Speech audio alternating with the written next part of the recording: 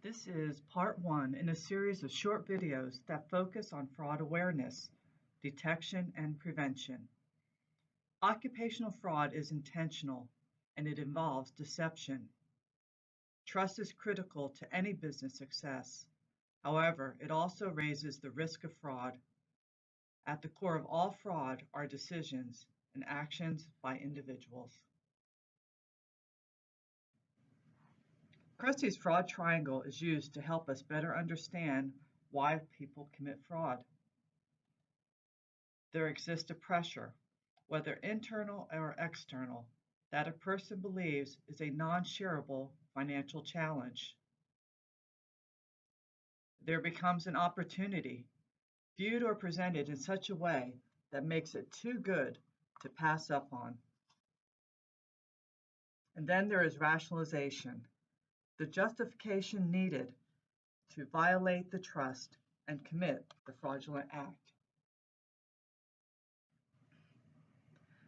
This diagram of the perfect storm reflects the potential for a fraud to occur by an employee or by management when these elements are in place and moving in the right direction. For example, if layoffs are increasing and this further erodes the strength of the internal controls, then with this increased pressure and decreased internal controls, a person might explore more ways to commit fraud. Even with the perfect storm, rationalization is key because it provides permission needed to commit the fraud.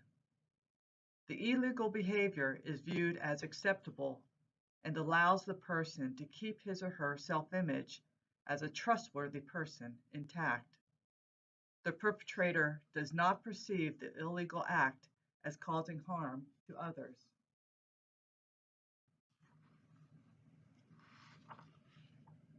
When you consider the potential for fraud in your organization, now is a good time to step back and ask yourself, who in my organization is capable of committing fraud? This slide lists 6 traits and abilities that might help you look at the individuals in your organization from a different perspective, the perspective of fraud detection and prevention.